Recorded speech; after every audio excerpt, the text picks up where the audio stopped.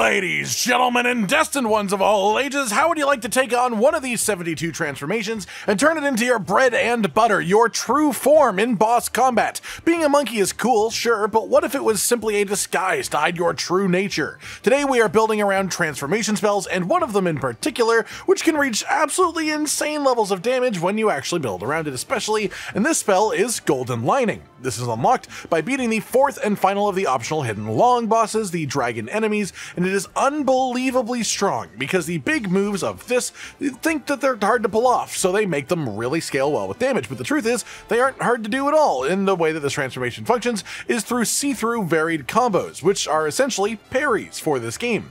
If you do a light attack and then follow it with a heavy just before an enemy is about to hit you, you see through them. In this form, that is the only way to get focus. Heavy attack spends our focus to do an increasingly powerful 3-input combo that uses 1 focus point each. So if you do this with 3 focus points, you can do upwards of 10,000 damage in a single combo within our build and the whole attack put together. And that right there is the whole basis of what we are building around today, putting you in that transformation as often as possible with as minimal cooldown as we can, and then maximizing the duration of it as well, so you have more time to actually get your focus points built up and unleash the big attack itself. Because this is the damage it is doing at the end of chapter 4 that you're seeing here. This damage scales incredibly well with specifically the attack stat on your weapon too, so the stronger the weapon that you get, the more damage this would even be capable of doing, which means it still has a lot of room to grow past what I'm doing here even. All that said, the plan here is quite simple. Transform, parry, big heavy combo. Then we exit transformation and we have the non-pure armor set, which gives you might regen when you dodge or perfect dodge after exiting transformation.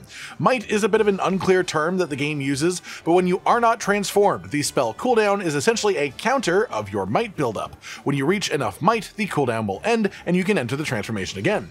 While you are in your transformation, the might is the duration that you can stay in the form.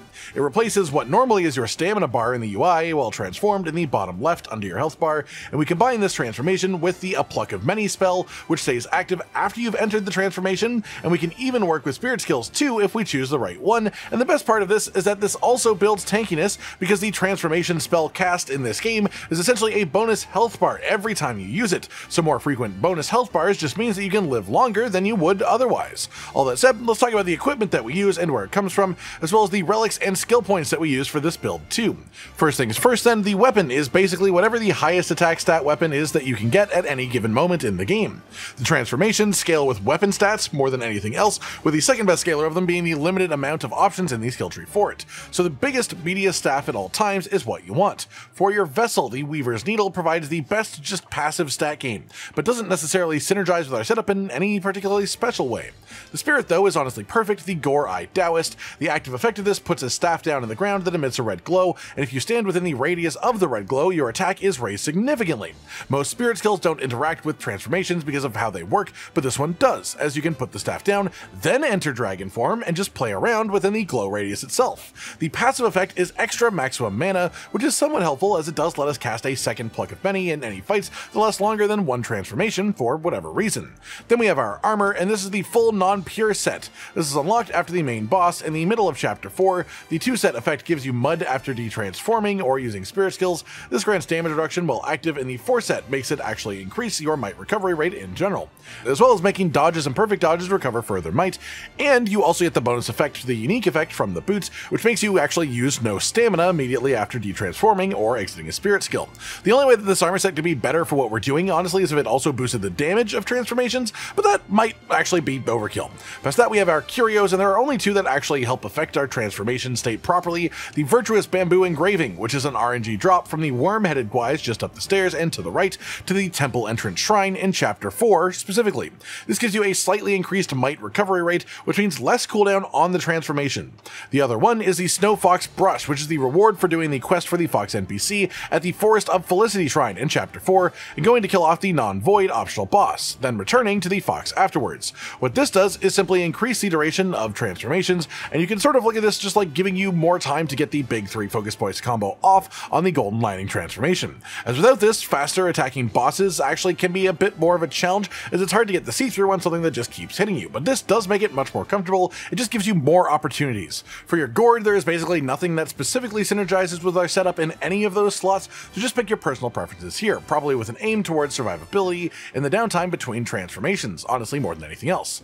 Moving on, we have our relics and our skill tree 2. For Relics, nothing assists us in transformations really, Fuming Ear's attack after a perfect dodge, which has some use as we are purposefully dodging to recharge might between transformations, and then Hold Breath in Hubris Nose for the exact same reason of we're going to be doing a lot of dodging. The rest of the relics don't really do anything practical for us synergistically, so they're just sort of personal choice options. Then we wrap around to the skill tree for the sort of required nodes to make this work properly. And of course, the place that we're going to be starting is the transformation tree, where we're just going to be loading this up with skill points. You definitely want Lightning Flash, the one specific to Golden Lining, for increased invincibility after a successful see-through, as we're going to be doing this a lot.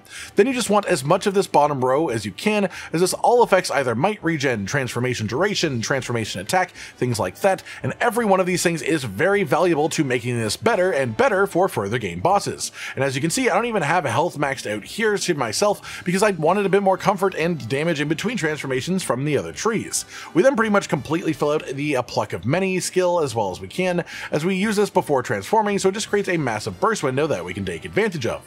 The only awkwardness of this is that the boss will also attack the monkeys that you summon, so it can be somewhat harder to get the parries while they're active, but if you pay attention to what the boss is swinging at actively, it is honestly usually fine. Then in staff stances, we just want to build up whatever staff stance you personally like to use. Personally, I love thrust stance a lot in general, especially for a build where part of the goal is just surviving between a long cooldown, as it has a lot of evasion built into the base toolkit. Then in the foundation section, we get the ability to keep light attack combos in between dodges just because that's really useful and comfortable in general, and then we also take the first 4 down the left side of the martial arts tree just to boost our light attack combo a bit further. This is generally just so you have some decent general combat options taken either for in-between transformations or obviously just for level clearing in general and trash, as the transformation is definitely much better suited to bosses specifically. That just about does it for what you need to have and what you need to select then, so let's talk about what you need to do, but it is relatively simple with this, at least conceptually. The actual doing is honestly a little bit tougher. When entering a fight, use your spirit skill to stick down a staff in the ground, then summon many monkeys with a Pluck of Many, then enter transformation skill. From that point, your biggest goal is just to get the 3 parries that you need with varied combos by doing a heavy attack after a light attack just before you get hit. The light attack recovery animation in this transformation is actually relatively long too, which means that you can delay the button press a touch more for the varied combo than you can for varied combos in regular monkey form staff stance attacks. That actually makes this a fair bit easier to hit the parries here as well, and that is a big deal. Build the 3 focus points then using this option, then hit heavy attack. Hit heavy attack again, then hit heavy attack a 3rd time for the biggest pop of damage. And that is the mass bulk of the damage that you will do with this in general. Between transformations, feel free to just use things like Ring of Fire or Immobilize, either of your alteration spells as well, and there is even medicine that you can use and farm to reduce the transformation skill cooldown, all with stuff that you can actively just collect in this game and make lots of that medicine for yourself, which makes this even more proper usable against the harder bosses with larger health bars. You can even do things like using Cloud Step in between transformations just to sort of run around and stealth for a bit if you want, but make sure that right after detransforming, your main purpose is to dodge attacks purposefully, as the mud that goes on you doesn't last for overly long, but any dodge during it will reduce the transformation cooldown even further. That just about does it for today then everyone, a heavily transformation focused build with the Golden Lining spell, making the most of this transformation and the concept of transformations in general, honestly. Again, I am at the end of chapter 4 though, so the damage of this could go up significantly higher, even just due to transformations scaling with your weapon damage. I hope you've all enjoyed this and let me know what kind of builds you'd like to see pushed to the extreme next time. Like if you liked the video, subscribe to the notification bell for more, and most importantly, ladies and gentlemen, until next time, stay sweet. Josh, Cotton, and Hollow with the videos, dropping the humor like a hammer on your tippy toes, bringing entertainment on a daily arrangement to take our insanity and turn it into entertainment. Yes, I said entertainment twice, to reiterate that it is nice to look into your faces on a mostly daily basis when you let us in your homes to make the whole world a stage. Goodbye.